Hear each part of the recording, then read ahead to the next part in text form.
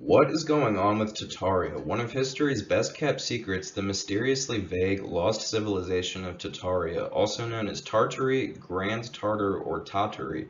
This empire spanned most of what is now northeastern Europe and Asia. It bordered the Caspian Sea, Ural Mountains, Pacific Ocean, and China's northern border. The consensus in mainstream history is that Tartaria is a sort of blanket term used to describe the vast amount of land in Northeast Asia and the civilizations who occupied this area. The mainstream ideology is that this loose collection of territories gradually became what we now call Russia, Romania, the Ukraine, and surrounding countries. However, some believe the truth of Tartaria is much more complicated than this. Researchers have put together the pieces of a very complex puzzle. According to the Moscow Kremlin's website in 2017, Vladimir Putin met with the former president of Tatarstan, who now holds the office of State Councilor of the Republic of Tatarstan, Mintimir Shaimiev.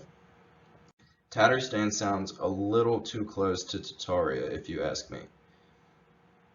Shaimiev presented Putin with a 17th century map of Tartarus created by a Dutch cartographer, William Blauw. Blauw was the greatest specialist in Tartarus, hence the significance of his gift to Putin, who now rules over the land formerly known as Tartarus.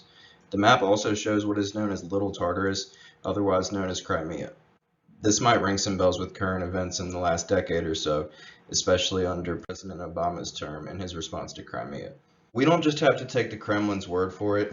The Encyclopedia Britannica 1771 describes Tartaria as a huge country, occupying the space between the Caspian Sea, Siberia, and the Mongols' land.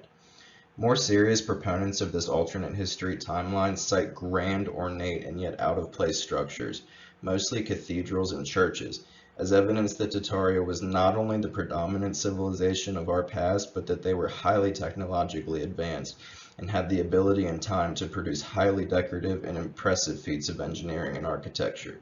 Even further into this theory, some suspect structures like St. Basil's Cathedral contain hundreds of floors beneath them, either purposely built underground in this manner or having been covered up by a great flooding event.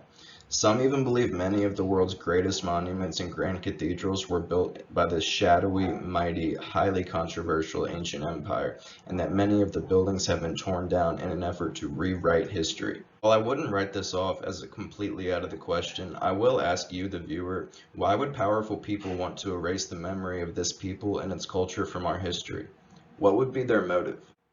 Pride, or possibly revenge? Let me know what you think in the comments section, and thank you for watching.